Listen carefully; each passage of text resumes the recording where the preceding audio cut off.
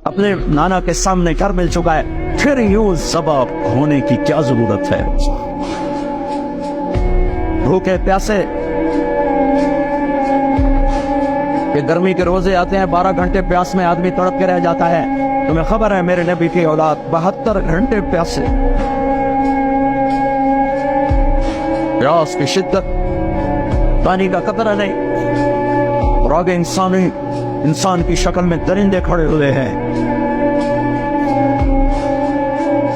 जब सारे जान निसार शहीद हो गए, थोड़ा सा सुना भी देता हूं, जब सारे जान निसार शहीद हो गए तो पीछे अहलुल बैत रह गए। अहलुल बैत, सबसे पहले शहीद का नाम बताता हूं, मुस्लिम बिन औसज, जो इमाम साहब के, इमाम अली मकाम के काफिले में जो पहले शहीद हैं, मुस्लिम बिन औसज। और उनकी तरफ से जो दो पहले कत्ल हुए, सालिम और यसार, और उनको कत्ल करने वाले थे उबैदुल्लाह बिन उमैर अल-कल्बी।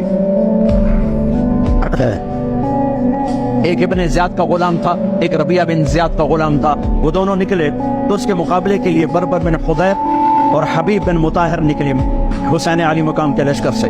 तो उमैर बिन वहब कल्बी वो कूफे से उठ के आए थे, कूफे से बीवी समेत आए थे। बीवी का नाम उम्मे वहब, हबशी थे। कहने लगे मुझे अपने ऊपर कुर्बान होने, मैं अकेला इन दोनों को काफी, इन दोनों को हटा दे।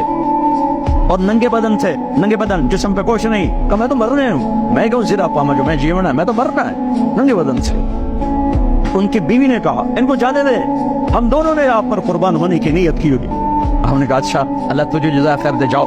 तो उस अकेले ने दोनों कम बख्तों को जहन्नम में पहुंचा दिए, सालिम और यसार।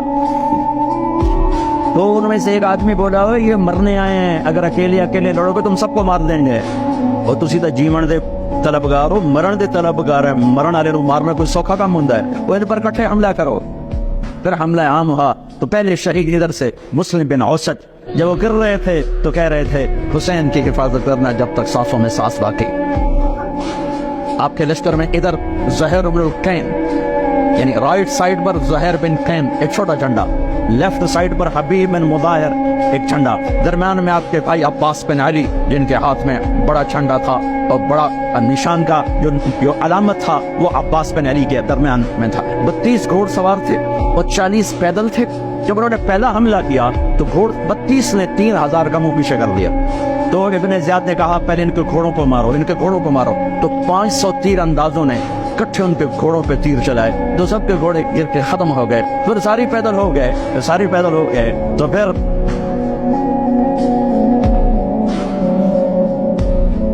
मैं अटक जाता हूं, इसलिए फिर मैं आखिर में फिर मैं ज़ुहैर की शहादत सुना दूं। ज़ुहैर बिन कैन, जब नमाज का वक्त आया, ज़ुहर का वक्त दाखिल हुआ, तो आपने इशारा किया ज़ुहैर ये शिमर से कहो नमाज पढ़ने दे, नमाज पढ़ने दे।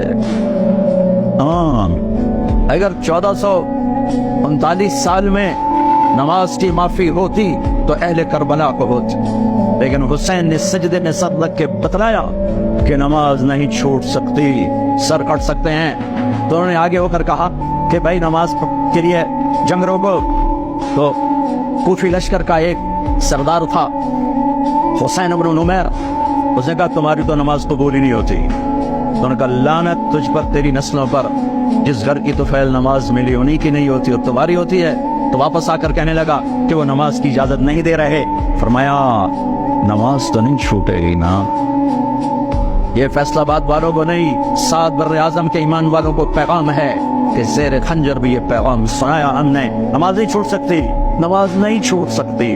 अल्लाह की कसम कोई मसला नहीं था अगर ये छोड़ देते। जंग से पहले आंख लग गई, आंख खुली तो हंस पड़े। बहन ने पूछा एक केड़ा हंसे दा वेला है, मौत सिर पे खलोती है। फरमाया बहन अभी अल्लाह के नबी को ख्वाब में देखा है, कह रहे हैं बेटा मैं लेने के लिए आ चुका हूँ, मौजूद लेने के लिए आ चुका हूँ। छोड़ देते तो फिर गुलिस्तान कॉलोनी वालों को भी गुंजाइश मिल जाती, छठी जा सकती है। 6 बर्रे आजम के इंसानों को पैगाम दिया कि टुकड़े टुकड़े हो जाओ, नमाज नहीं छूट सकती। फरमाया आधे नमाज पढ़ो, आधे जंग करो, सलात खौफ। आधों ने नमाज पढ़ी, आधों ने जंग की। 15-20 तो पहले शहीद हो चुके थे। फिर आधों जिन्होंने नमाज पढ़ी थी उन्होंने जंग की और दूसरों ने जाके नमाज अदा की। असल से पहले सब जब ज़ुहैर